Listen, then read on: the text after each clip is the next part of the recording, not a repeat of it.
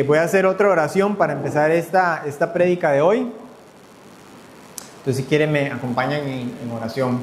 Gracias, Señor, por este día, Señor. Gracias porque pudimos cantarte, Señor. Pudimos exaltar tu nombre. Y ahora damos gracias porque podemos pasar un tiempo, Señor, escuchando tu palabra, Señor. Quiero pedirte que la predicación de esta palabra sea fiel, Señor, a lo que tú quieres para cada uno de nosotros. Así que haz que tu Espíritu, Señor, guíe mis palabras, Señor, y lo que he preparado para este mensaje, Señor. Quita cualquier distracción que podamos tener y que nos pueda impedir, Señor, escuchar de una manera adecuada. Prepara nuestros corazones, nuestras mentes, Señor, para poder recibir lo que tú tienes para nosotros, Señor. Es en tu nombre que oramos. Amén.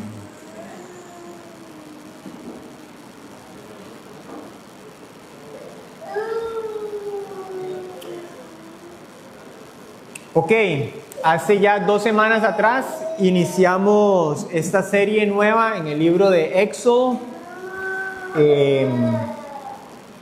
Y que estamos bastante emocionados de poder estudiar el libro de Éxodo, ¿verdad? Por varios meses, ya tiempo hemos estudiado varios libros del Nuevo Testamento, pero ya ahora estamos con la oportunidad de poder enfocarnos un poco más en el Antiguo Testamento. Y hoy precisamente nos toca estudiar el capítulo número 2 de Éxodo.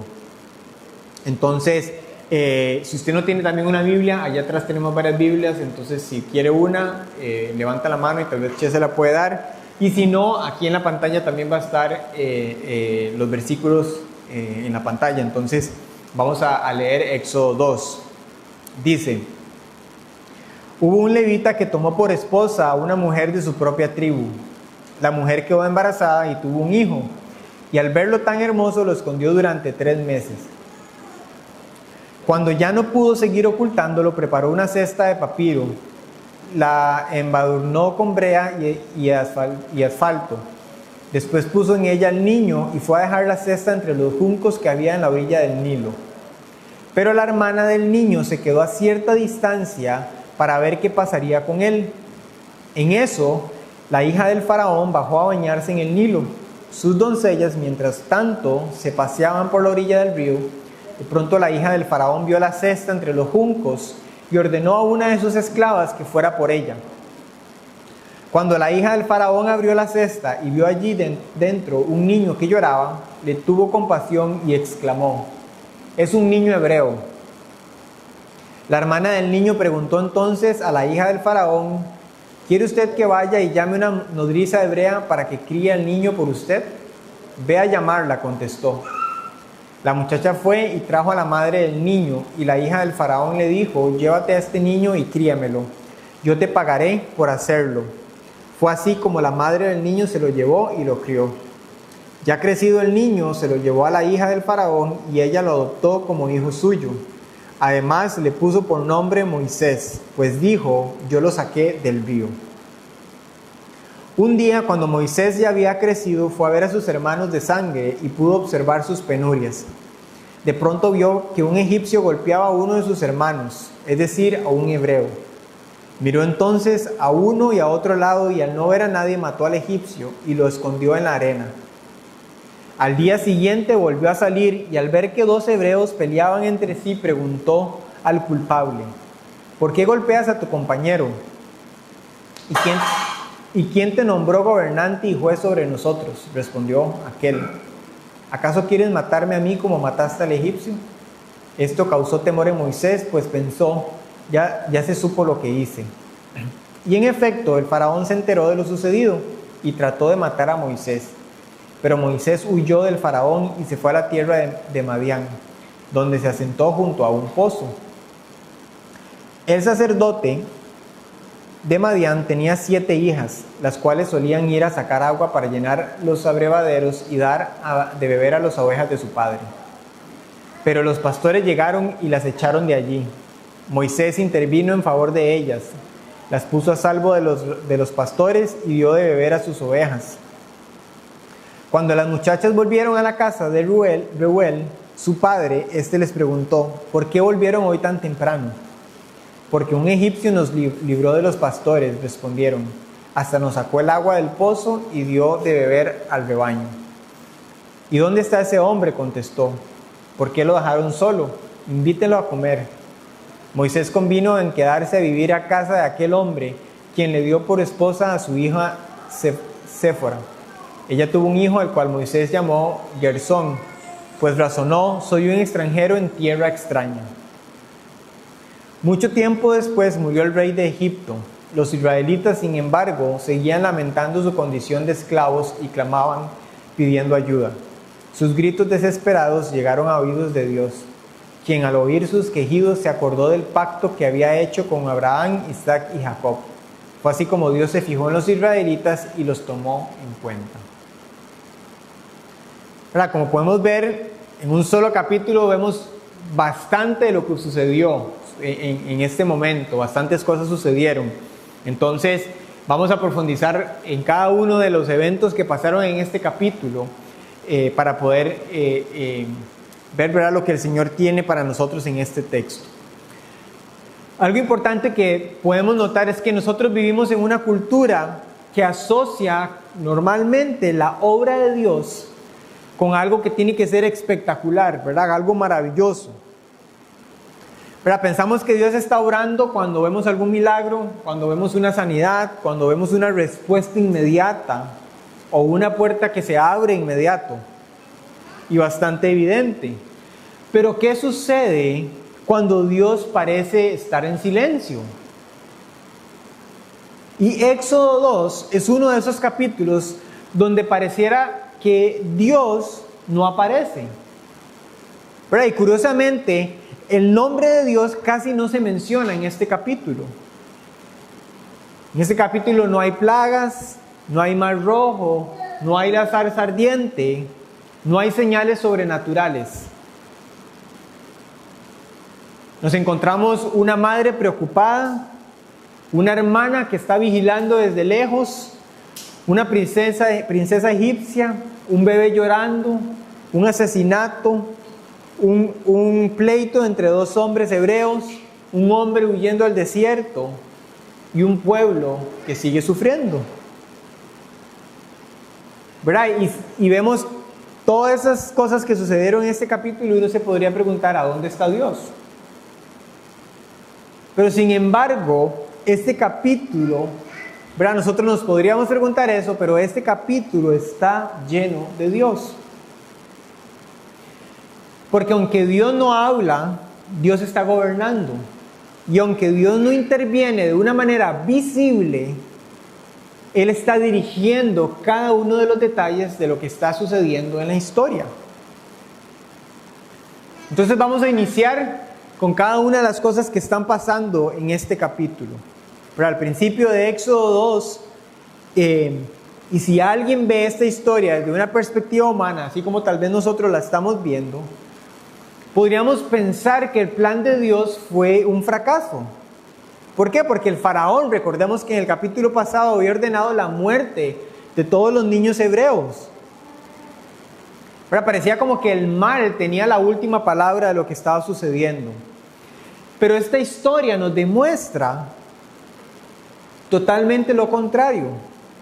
Porque mientras el faraón estaba intentando destruir al libertador, Dios ya estaba preparando al Salvador de Israel.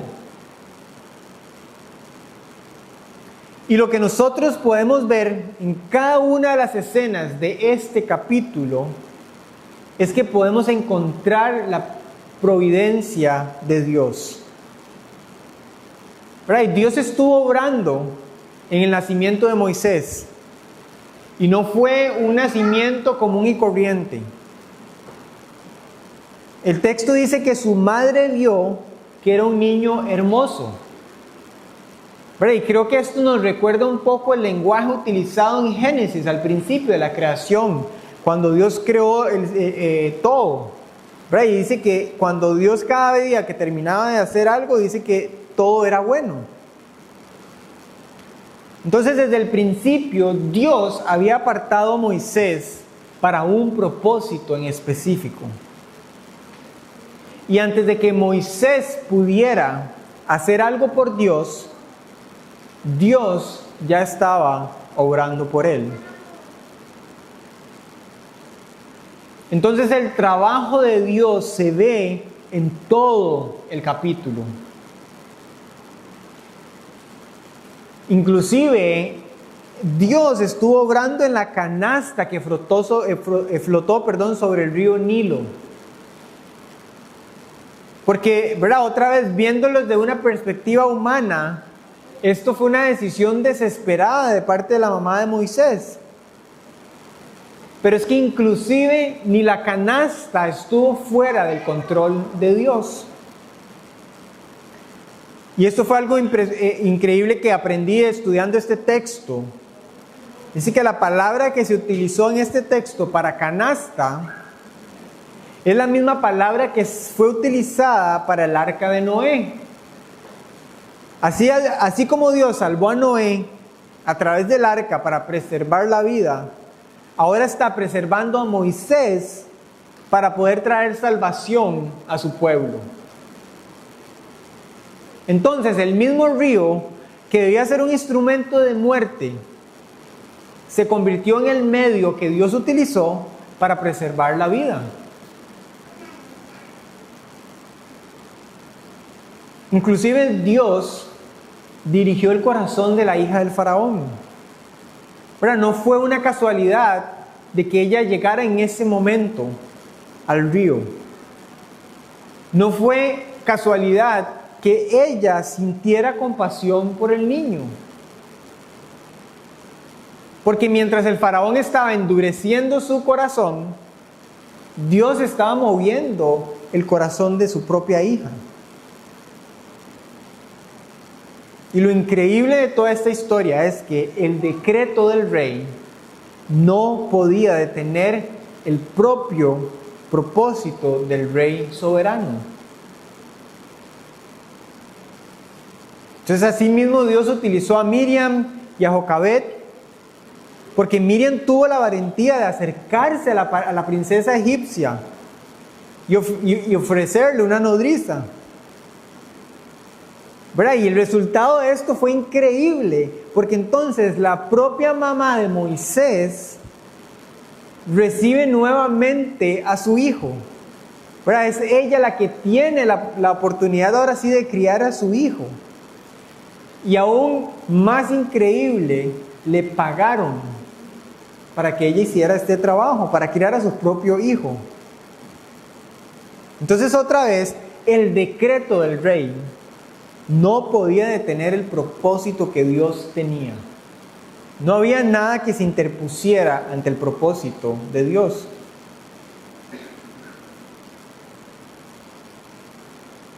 Entonces, lo que iba a parecer como una tragedia terminó siendo una verdadera muestra de bondad de parte de Dios. Y finalmente, Dios preparó a Moisés incluso dentro del palacio del faraón. ¿Por qué? Porque ahí claramente recibió la mejor educación. Ahí aprendió sobre liderazgo, aprendió sobre administración. Toda la formación que más adelante él iba a utilizar para guiar un pueblo. Y lo mejor de esto es que Moisés no sabía que todo esto que lo que él estaba aprendiendo era para un propósito en específico. Entonces, el mismo faraón estaba financiando la preparación del hombre que Dios iba a utilizar para derrotar a su propio reino. ¿Verdad? Y historias como estas para mí son increíbles que podamos ver esto, ¿verdad? Cómo nos damos cuenta de que Dios verdaderamente está siendo soberano y está controlando absolutamente todo. Y entonces todo esto nos enseña a nosotros una verdad fundamental, y es que la salvación nunca va a depender del hombre, sino de la providencia divina. Dios está obrando cuando nadie podía verlo. Y mientras el faraón pensaba que estaba controlando la historia, Dios dirigía cada circunstancia para cumplir con la promesa que Él había dado. Y esta misma verdad la podemos ver en Cristo. Porque al igual que Moisés, Jesús nació bajo un decreto de un rey que buscaba matar a los niños. También fue preservado por Dios hasta un tiempo en específico, que fue señalado por Dios. Pero lo que sucede es que Jesús vino a realizar una salvación muchísimo mayor. No solo a liberar un pueblo de la esclavitud de Egipto, sino que vino a liberar los pecadores de toda esclavitud del pecado y de la muerte. Es como lo dijo Pablo en Romanos 8:28. Ahora bien sabemos que Dios dispone de todas las cosas para el bien de quienes lo aman, solo los que han sido llamados de acuerdo con su propósito. Y eso no significa que todo sea bueno, sino que Dios es tan soberano que puede usar incluso aquello que parece contrario para llevar a cabo su perfecta voluntad. Entonces, una enseñanza en este texto es que desde el nacimiento de Moisés hasta la liberación del pueblo de Israel, todo ocurrió porque la salvación le pertenece al Señor. Él inicia la obra, Él sostiene la obra y Él la lleva a su cumplimiento. Y algo de lo que queremos que entendamos a través de este estudio del libro de Éxodo, que de hecho la inspiración de este arte vino de un libro que le compramos a Lani hace un tiempo atrás, que se llama Las sombras de Jesús, y habla de encontrar a Jesús en el Antiguo Testamento. Y precisamente eso es lo que queremos con el estudio del libro de Éxodo, que usted y yo podamos descubrir cuáles son las sombras de Jesús en todo este libro. Y creo que el arte lo ejemplifica un poco, ¿verdad? Al ver la sombra ahí de Jesús y la palabra del libro que estamos estudiando, que es Éxodo.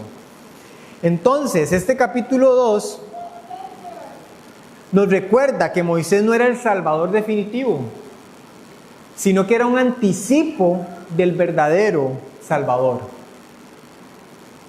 ¿Verdad? Durante siglos el pueblo de Israel esperaba un profeta como Moisés, pero cuando llegó el tiempo verdadero por Dios, nació un niño en Belén que era infinitamente superior a Moisés, y ese era Cristo. Y es que entonces las similitudes entre ambos es bastante increíble, porque nos muestra que Dios estaba realmente preparando la historia para señalar a Cristo. ¿Verdad? Como dije ahorita, ambos habían nacido bajo un decreto de un rey que quería matar a los niños. Ambos fueron preservados milagrosamente por Dios. Ambos salieron de Egipto para cumplir la misión que el Padre les había dado. Ambos fueron enviados para liberar a un pueblo. Pero sin embargo, Jesús es mucho mayor que Moisés. Ahora, Moisés liberó al pueblo de Israel de la esclavitud de Egipto, pero Jesús nos libera a nosotros de la esclavitud del pecado. Moisés condujo a un pueblo hacia una tierra prometida, pero Jesús nos conduce hacia la vida eterna. Vea lo que dice Hebreos 3:5. Moisés fue fiel como siervo sobre toda la casa de Dios para dar testimonio de lo que Dios diría en el futuro. Pero todo lo que Dios hizo preservando la vida de Moisés apuntaba a la preservación del verdadero Salvador, que es Jesucristo. Y la diferencia más grande, aunque hayan tantas similitudes, la diferencia más grande entre ambos es al final de sus vidas. Porque Moisés fue liberado de la muerte cuando era un bebé, de la cruz. ¿Por qué? Porque él vino precisamente para morir. La cruz no fue un accidente, sino fue el centro del plan eterno de Dios. Y allí Dios derrotó definitivamente el pecado, a Satanás y a la muerte. Y es por eso que, como dije ahorita, la salvación no consiste en lo que nosotros podamos hacer. La salvación no consiste simplemente también en admirar la historia de Moisés, sino en poner nuestra fe en Jesucristo, el único Salvador.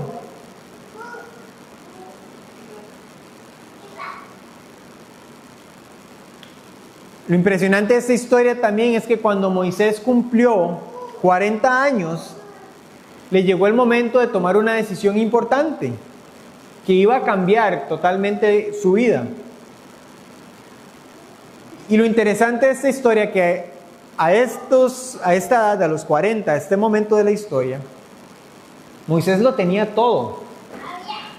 Pero había crecido en el palacio con el faraón. Recibió la mejor educación, como vimos ahorita. Disfrutaba de todas las riquezas, de todo el prestigio, de todo el poder. ¿Verdad? Tenía un futuro brillante, asegurado.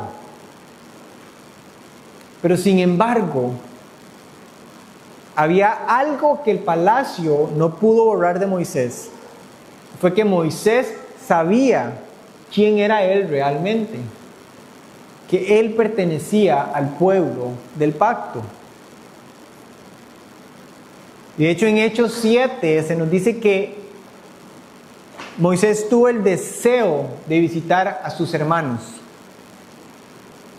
Y no fue una simple visita, porque fue el momento que Moisés decidió dejar de identificarse como un egipcio o como alguien de Egipto, para identificarse con el pueblo de Dios. Y Hebreos lo dice de esta manera, en Hebreos 11 del 24 al 25. Por la fe, Moisés, ya adulto, renunció a ser llamado hijo de la hija del faraón y prefirió ser maltratado con el pueblo de Dios a disfrutar de los efímeros placeres del pecado.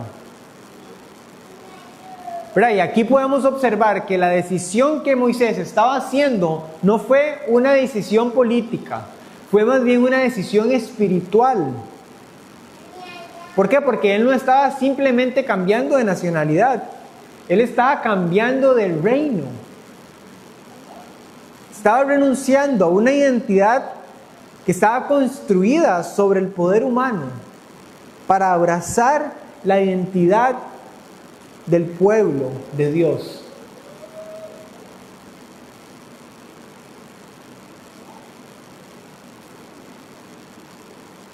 Y lo sorprendente es todo lo que Moisés dejó atrás.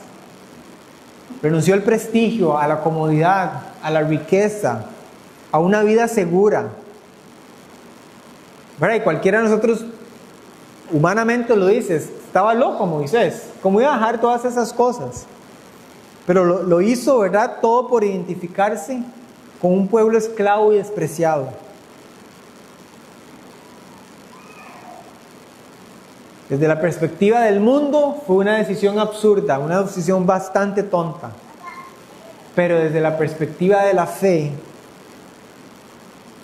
fue la mejor decisión, la decisión más sabia de su vida.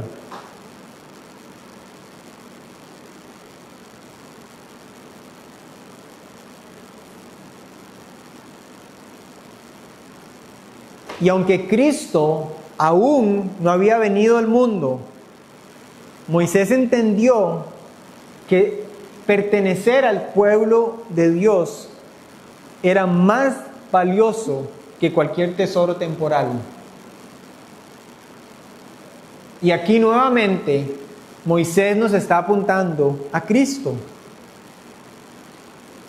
¿Verdad? Moisés dejó un palacio para identificarse con esclavos. Pero lo que Jesús hizo fue mayor. ¿Verdad? Jesús dejó la gloria del cielo para hacerse hombre. Jesús se identificó con los pecadores. Jesús compartió nuestro pecado. Jesús llevó nuestra vergüenza y murió en nuestro lugar para que nosotros pudiéramos ser parte de la familia de Dios. Hebreos 2 dice que Jesús no se avergüenza de llamarnos hermanos.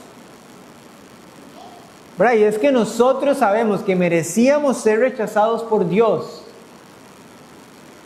pero Cristo descendió hasta nosotros para poder levantarnos y para poder hacernos hijos de Dios. Y es que vivimos en una cultura que nos invita a buscar la seguridad en el éxito, el dinero, en la aceptación o en la comodidad. Por eso yo decía ahorita, ¿verdad?, que la decisión que Moisés tomó para nosotros podría sonar bastante absurda y bastante tonta, ¿verdad? Porque ese es el mundo donde vivimos, donde queremos todos esos placeres, donde queremos esa aceptación, el dinero, el éxito. Pero lo que sucede es que seguir a Cristo muchas veces es renunciar a esas cosas. ¿Por qué? Porque esas cosas son las que compiten con nuestra fidelidad hacia Dios. Y entonces ser cristiano significa identificarnos con Cristo, con su pueblo. Incluso cuando eso nos va a traer rechazo, nos va a traer burla o nos va a traer sacrificio. ¿Por qué? Porque debemos de entender que Jesús nunca nos prometió un camino fácil. Jesús prometió una cruz. Pero así como nos prometió una cruz, también nos prometió una recompensa mucho mayor que cualquier tesoro, cualquier cosa que este mundo nos pueda dar. Y así como Moisés, estamos llamados a mirar más allá de las recompensas que podemos tener temporalmente en este mundo y fijar nuestros ojos en la herencia eterna que Dios ha preparado para aquellos a quienes le pertenecemos.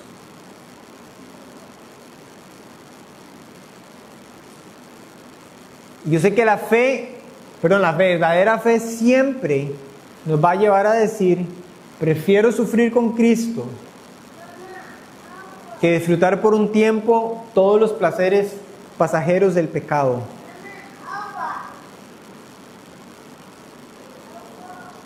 Entonces, después de ver la providencia de Dios en el nacimiento de Moisés y luego ver cómo él decide ir y visitar a sus hermanos, lo interesante es que ya el relato de la historia empieza a cambiar un poco. ¿Por qué? Porque podemos ver la providencia de Dios obrando en cada detalle. Pero ya en este punto de la historia, Moisés empieza a tomar acción en sus manos. ¿Verdad? Moisés crece y entonces va a visitar a sus hermanos, y en esta visita ve la opresión de su pueblo. Y el texto nos da un claro ejemplo, ¿verdad? Porque él logra ver y presenciar cómo un egipcio está golpeando a un hebreo. Entonces, obviamente, Moisés se indigna de lo que está pasando, de lo que está sucediendo, y Moisés decide matar a este hombre egipcio. Lo mata y esconde su cuerpo. Y tal vez humanamente podríamos entender un poco su reacción, ¿verdad? Porque él amaba a su pueblo. Él odiaba la injusticia. Incluso algunas personas podrían intentar justificar sus acciones, ¿verdad? Diciendo que defendía a un inocente, que estaba haciendo justicia de lo que estaba pasando. Pero sin embargo, la Escritura nos lo deja claro de que Moisés estaba actuando fuera de tiempo, estaba actuando fuera de la voluntad de Dios. Su problema no solamente era la ira, sino que estaba actuando de una manera autosuficiente. ¿Por qué? Porque Moisés quiso hacer con sus propias fuerzas lo que únicamente Dios podía hacer. ¿Verdad? Él intentó traer liberación mediante la violencia, cuando Dios tenía otro camino y otro tiempo. ¿Verdad? Y a mí esta historia y esta parte de Moisés me impacta demasiado, porque en mi vida personal, cuando empecé a conocer más del Señor, el tema de la justicia era un tema que me costaba demasiado entender.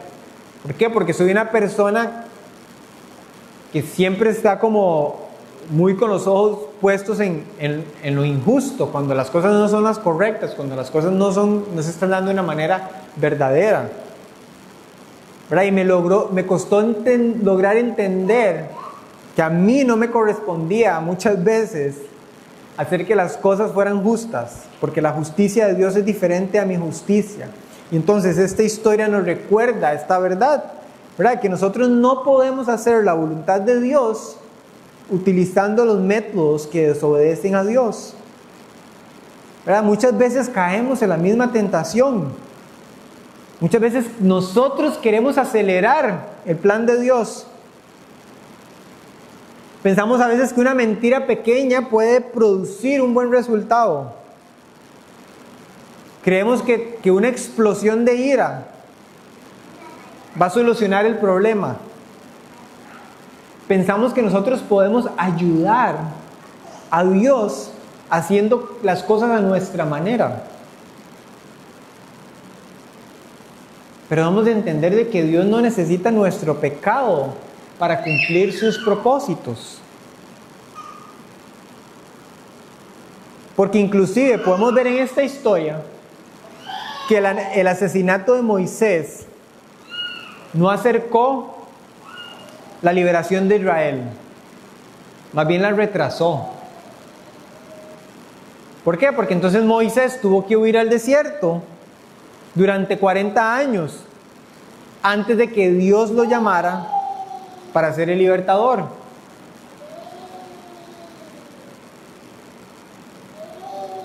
Pero hay algo que también esta parte del texto nos enseña, es una advertencia sobre el peligro de la ira. Porque en Mateo 5 podemos ver que Jesús nos dice, ¿verdad?, que cuando hablamos de asesinato comienza muchísimo antes de tomar un arma. Jesús dice que el asesinato comienza en el corazón lleno de enojo y el resentimiento.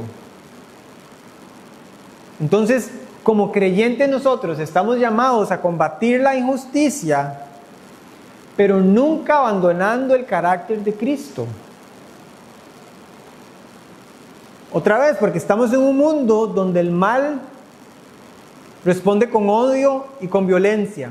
¿Verdad? Y así es como se producen las guerras. Me atacaste, entonces yo te ataco.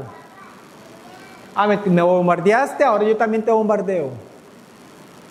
¿Verdad? Eso es lo que estamos acostumbrados en el mundo actual.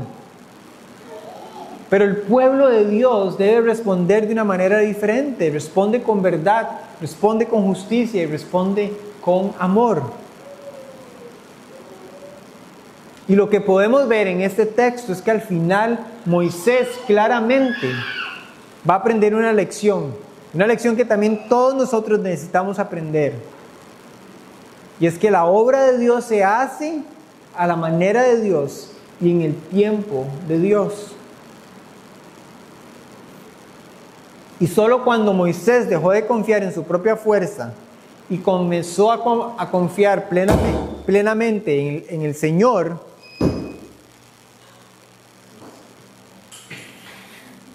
Dios estuvo listo para usarlo, para poder liberar al pueblo de Israel. Entonces, después de matar al egipcio, Moisés creyó que podía comenzar la liberación de Israel, pero comenzó, como dije ahorita, exactamente lo contrario, retrasó ese proceso.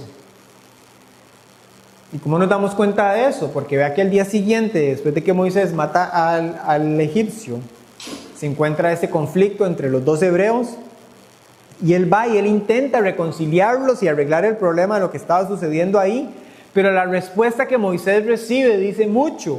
Les dice, ¿y quién te nombró gobernante y juez sobre nosotros? Casi fuera como, ¿usted quién es para venir a entrometerse en este problema, en esta situación? ¿verdad? Y entonces esa situación revela una realidad bastante dolorosa para Moisés. Porque entonces ahora los egipcios querían matarlo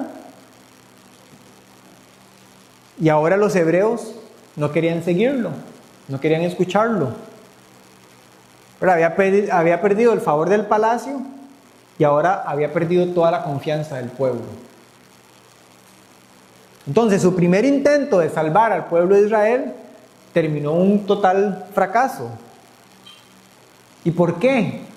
Porque Dios aún no lo había enviado. Pero y Moisés tenía todas las buenas intenciones de querer hacerlo, pero él todavía no había aprendido la lección más importante, que era que la autoridad para servir a Dios no nace de nuestro propio entusiasmo, sino del llamado de Dios.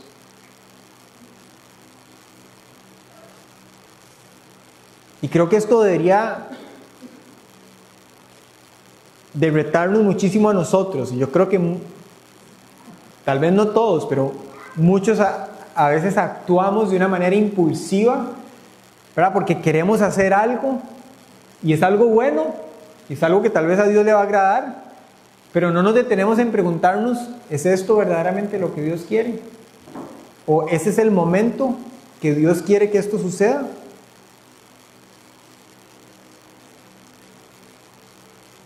Pero durante 40 años Moisés había aprendido la sabiduría de Egipto.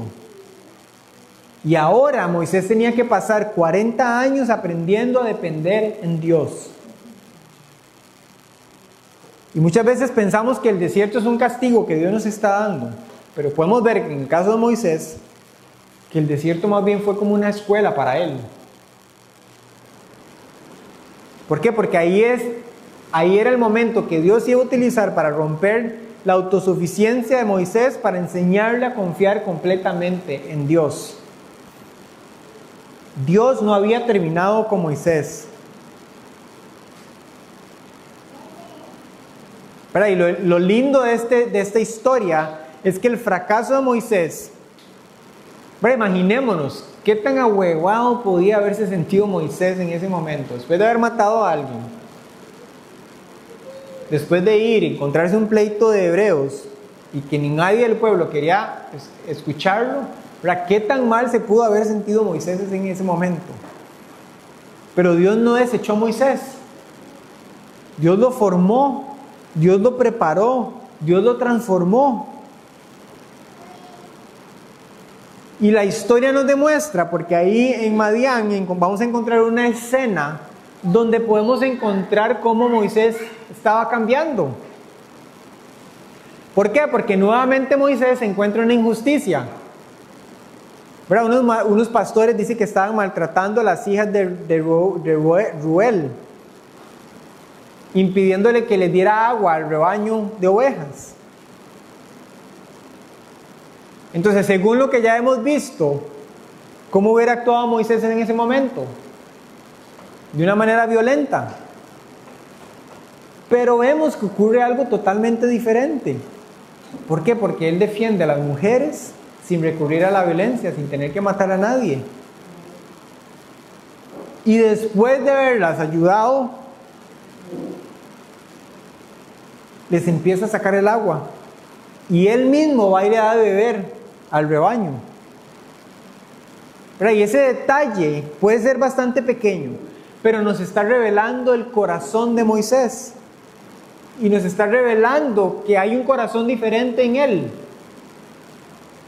¿Por qué? Porque ya no solo está peleando por la injusticia que él estaba presenciando en ese momento, sino que también sirve de una manera humilde.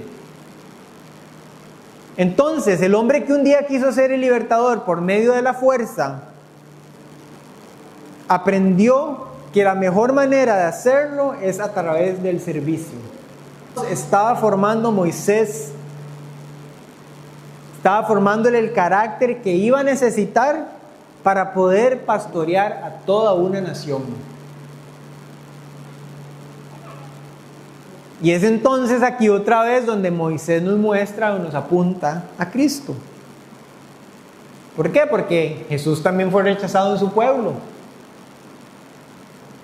También Jesús fue despreciado por aquellos a quienes Él vino a salvar. La única diferencia es que Jesús nunca respondió con pecado. ¿Por qué? Porque Jesús no vino a imponer su reino a la fuerza, sino que Jesús vino a servir. Mateo 20:28 nos lo dice de una manera clara: el Hijo del Hombre no vino para que le sirvan, sino para servir y para dar su vida en rescate de muchos. ¿Verdad? Cristo mostró que el verdadero liderazgo se expresa con un servicio sacrificial. Jesús no solo defendía a los débiles, sino que entregó su vida por ellos. Entonces vemos cómo se asocia Jesús con Moisés.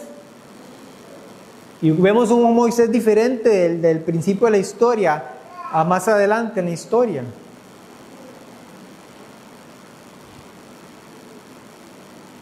Y después de todos estos 40 años en Madián, ¿verdad? Podríamos nosotros pensar que la historia de Moisés había tenido una pausa. Pero Dios nunca estuvo inactivo. Porque mientras Moisés pudo haber pensado que solo estaba cuidando ovejas, Dios lo estaba preparando para pastorear una nación. Y es que Dios prepara a sus siervos en el tiempo correcto. Moisés pasó 40 años en el palacio aprendiendo de la sabiduría de Egipto. Luego pasó 40 años en el desierto, aprendiendo algo más importante, que era depender completamente de Dios.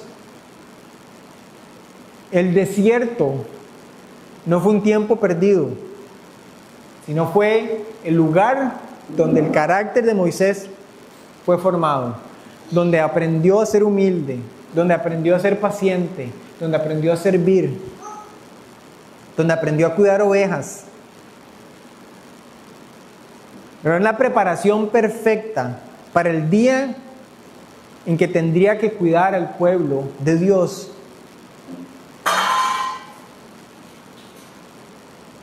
Pero y es que muchas veces nosotros también queremos que Dios nos use inmediatamente.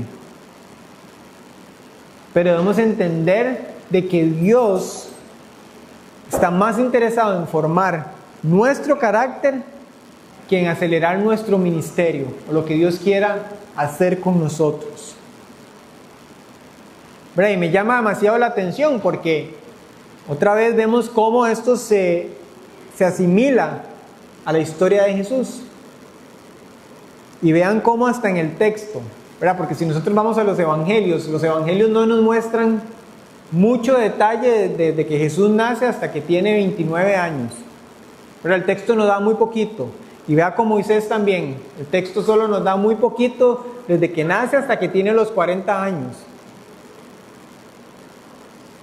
Pero el enfoque es lo mismo. Dios utilizó esos primeros años de Moisés, los 40 primeros años en Egipto y luego los otros 40 en el desierto, para prepararlo. A Jesús, desde los 0 a los 29 años, utilizó todos esos años también para prepararlo y llevar a cabo su ministerio. Entonces, si el mismo Jesús necesitó 29 años para ser preparado, si el mismo Moisés necesitó 80 años para ser preparado, ¿cuánto necesitamos usted y yo para ser preparados? Y eso es lo que nosotros debemos de entender, que el Señor está obrando en nosotros, que el Señor está trabajando en nosotros, que tal vez nosotros no lo vemos, pero Él está haciendo algo y Él nos está preparando para algo. Y con esto tenemos que entender que obviamente a Moisés lo está llamando para un propósito muchísimo más grande. Y obviamente Jesús vino para el mayor propósito, que fue traernos salvación. Pero el propósito que Dios tiene para cada uno de nosotros se ve diferente. Sí, algunos nos llamó a servirle tiempo completo en el ministerio, a dedicarnos y a entregarle todo nuestro tiempo para servirle a Él. Y yo sé que ese tal vez no es el llamado de todos, pero el llamado que Dios tiene para ustedes es diferente.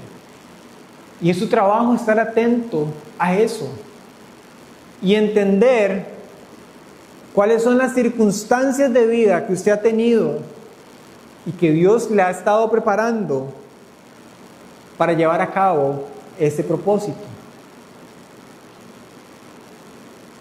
Yo desde que tengo 19 años he estado sirviendo a Dios en el ministerio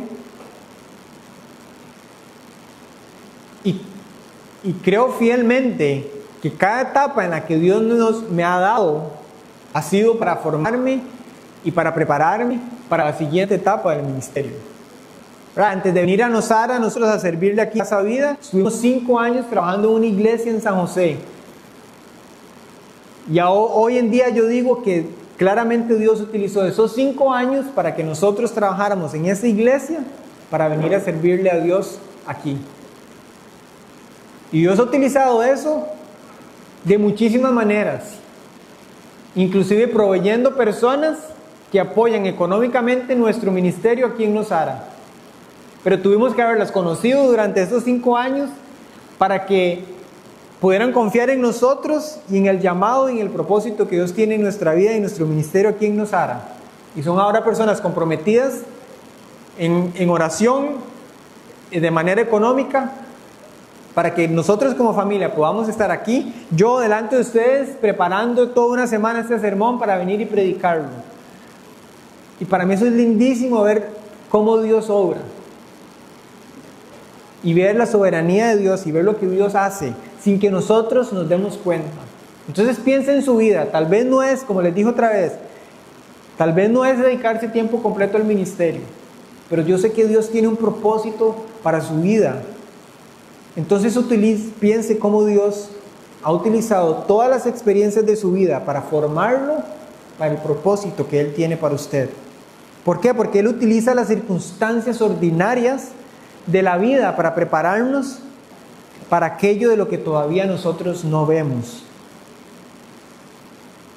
¿Verdad? Muy probablemente Moisés nunca se imaginó ser un esposo, ser un padre, ser un pastor de ovejas o ser parte del plan de Dios. Y creo que eso nos pasa a nosotros. Yo nunca me imaginé estar hoy a mis 36 años viviendo en Nosara, sirviendo en esta iglesia. Pero Dios nos tiene aquí. Entonces piense usted también, Dios, ¿verdad? Tal vez no se puede imaginar lo que Dios tiene para usted.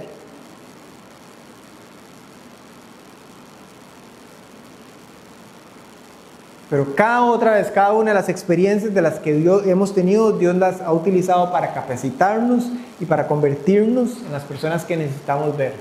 Y Dios preparó a Moisés para que se convirtiera en el líder que Israel necesitaba en ese momento específico. Y pensémoslo también de manera personal. Tal vez hay etapas en nuestra vida que estamos pasando actualmente, donde pensemos que tal vez nada está pasando. ¿Verdad? Dada el ejemplo ahorita, tal vez hay matrimonios pasando por situaciones difíciles que tal vez no se entiende lo que está pasando. Tal vez hay hombres y mujeres solteros y solteras que están esperando por un esposo o una esposa. La familia nuestra tal vez necesita más atención. O tal vez sentimos que tenemos algún sueño que no se está cumpliendo, no se está llevando a cabo y que está como en pausa. Pero Éxodo 2 nos recuerda que Dios también está obrando en tiempos de silencio. ¿Verdad? Y no existe ninguna experiencia desperdiciada cuando nuestra vida está en las manos del Señor. ¿Verdad? Él usa nuestro hogar, Él usa nuestro trabajo, Él usa nuestras responsabilidades diarias. Incluso nuestros fracasos, así como lo utilizó con Moisés, Él utiliza para prepararnos de antemano. Como dice Efesios 2:10, porque somos hechura de Dios, creados en Cristo Jesús para buenas obras, las cuales Dios dispuso de antemano a fin de que las pongamos en práctica. Y para ir terminando con este texto, quiero terminar con el cierre de los últimos versículos del capítulo. Dice, mucho tiempo después murió el rey de Egipto. Los israelitas, sin embargo, seguían lamentando su condición de esclavos y clamaban pidiendo ayuda. Sus gritos desesperados llegaron a oídos de Dios, quien al oír sus quejidos se acordó del pacto que había hecho con Abraham, Isaac y Jacob. Y fue así como Dios se fijó en los israelitas y los tomó en cuenta. Mientras Dios estaba preparando a Moisés en el desierto, Israel seguía sufriendo en Egipto. Y desde una perspectiva humana, parecía que nada estaba cambiando. Pero el pueblo hizo lo único que podía hacer en ese momento, y era clamar al Señor. Y es que los últimos versículos de este versículo nos muestran el verdadero carácter de Dios. Porque dice que Él oyó su clamor, Él recordó su pacto, Él vio el sufrimiento y Él reconoció la condición en la que estaban los israelitas.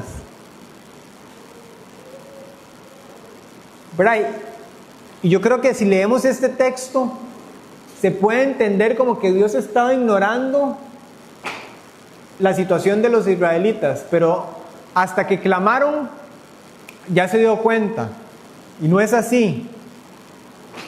Porque es que cuando vemos la palabra recordar en la Biblia, más bien significa un actuar con fidelidad conforme a las promesas hechas. Porque Dios estaba preparando el momento exacto para intervenir conforme a su pacto con Abraham, Isaac y Jacob. Porque durante siglos Israel pensó que Dios estaba guardando silencio. Pero hay que recordar que el silencio de Dios nunca significó ausencia de Dios. Porque mientras ellos oraban y clamaban al Señor, Dios estaba preparando al libertador. Mientras Moisés esperaba en el desierto, Dios también estaba preparando el momento del éxodo. Y todo ocurría exactamente según el plan perfecto de Dios. Y es recordarnos que Cristo es el cumplimiento del pacto de Dios. ¿Por qué? Porque el éxodo anticipa una liberación mucho mayor. Así como Dios recordó su pacto y envió a Moisés para liberar a Israel, en el cumplimiento del tiempo envió a Jesucristo para cumplir todas sus promesas. Jesús es el mediador del nuevo pacto. En Él, Dios demuestra que nunca olvida su palabra. Por medio de Cristo somos perdonados, somos reconciliados con Dios y somos hechos parte de su pueblo. Por eso es tan importante que cuando oremos, no lo hagamos orando sobre nuestros propios méritos, sino sobre las promesas cumplidas de Dios y en Cristo. ¿Por qué? Porque esto nos trae seguridad de que Dios nos oye, porque nosotros pertenecemos a Él por medio de su Hijo.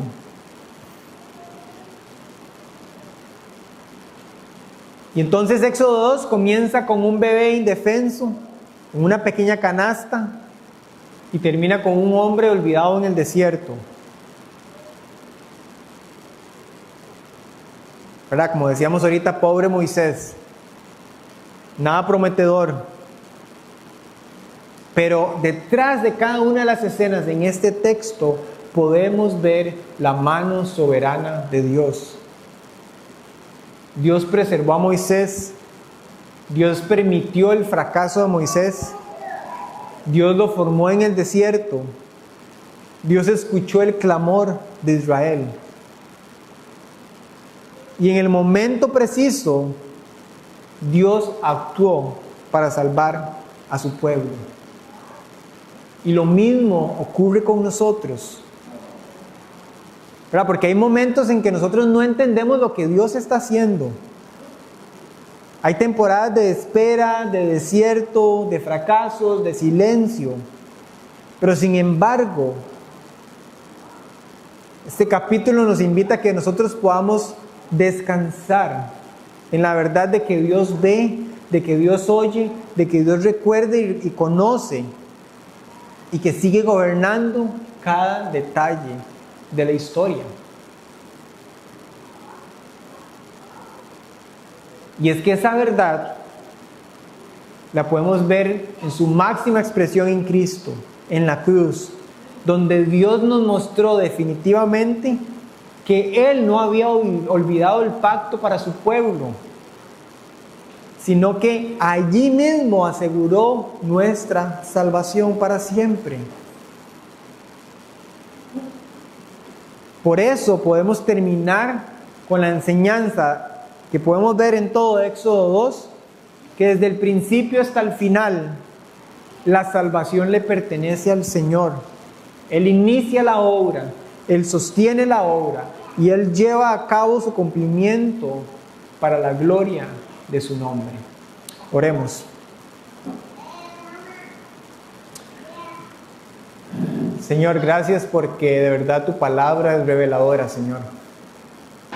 A mí personalmente, Señor, me impacta cómo tal vez una historia como esta, como Éxodo 2, Señor, tiene tanto para enseñarme y mostrarme, Señor. Y no sé si solo fue a mí, Señor, que me enseñaste demasiado, Señor, a través de una historia como esta. Y ojalá lo hayas hecho en muchas personas acá, Señor. Pero nos demuestras una vez más que tu palabra es poderosa, Señor, que tu palabra es perfecta, Señor.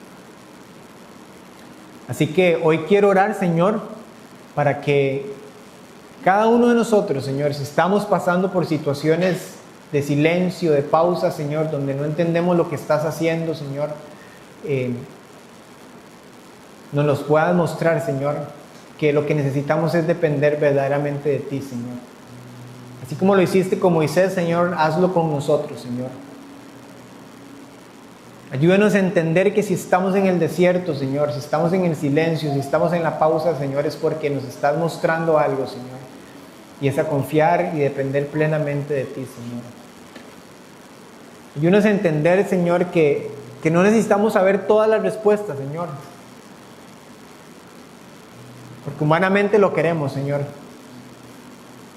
Pero no siempre necesitamos el porqué, Señor. Sino muéstranos el para qué, Señor. Y es que detrás de cada situación, de cada cosa que estemos pasando, Señor, hay un propósito, Señor. Así que haznos hombres y mujeres, Señor, que dependen de ti, Señor. Haznos ser una iglesia que depende plenamente de ti, Señor. No de nuestros propios esfuerzos, Señor, no de nuestras propias capacidades, Señor. Porque hoy más que siempre nos damos cuenta, Señor, que la salvación te pertenece a ti, Señor, y no a nosotros.